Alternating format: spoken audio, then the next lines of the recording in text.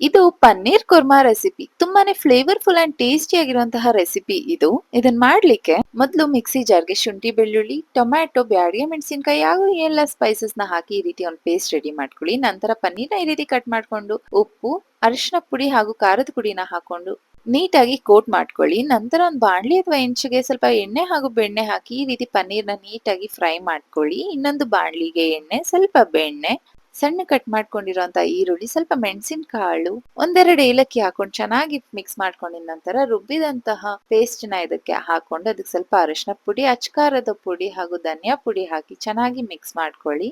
ಈ ರೀತಿ ಚೆನ್ನಾಗಿ ಮಿಕ್ಸ್ ಆಗಿದ ನಂತರ ಸ್ವಲ್ಪ ಮೊಸರನ್ನು ಕೂಡ ಹಾಕೊಂಡು ಚೆನ್ನಾಗಿ ಮಿಕ್ಸ್ ಮಾಡ್ಕೊಳ್ಳಿ. ಕನ್ಸಿಸ್ಟೆನ್ಸಿಗೆ ತಕ್ಕಾಗೆ ನೀರು ಹಾಗೂ ಉಪ್ಪನ್ನ ಹಾಕೊಂಡು ಮಸಾಲೆಯಿಂದ ಎಣ್ಣೆ ಸಪರೇಟ್ ಆಗ್ತಿದೆ ಅಂದಾಗ ಕಸೂರಿ ಮೇಥಿ ಹಾಕಿ ಮಿಕ್ಸ್ ಮಾಡ್ಕೊಂಡ ನಂತರ ಪನ್ನೀರ್ನ ಹಾಕೊಂಡು ಚೆನ್ನಾಗಿ ಒಂದೆರಡು ನಿಮಿಷ ಕುದಿಸ್ಕೊಂಡು ಲಾಸ್ಟಲ್ಲಿ ಕೊತ್ತಂಬರಿ ಸೊಪ್ಪನ್ನ ಹಾಕೊಂಡು ಈ ರೀತಿ ಹಸಿ ಮೆಣಸಿನ್ಕಾಯಿನ ಇಟ್ಟು ಒಂದೆರಡು ನಿಮಿಷ ಕುದಿಸ್ಕೊಂಡ್ರೆ ತುಂಬಾನೇ ಟೇಸ್ಟಿ ಆಗಿರುವಂತಹ ಪನ್ನೀರ್ ಕುರ್ಮಾ ರೆಡಿ ಆಗುತ್ತೆ.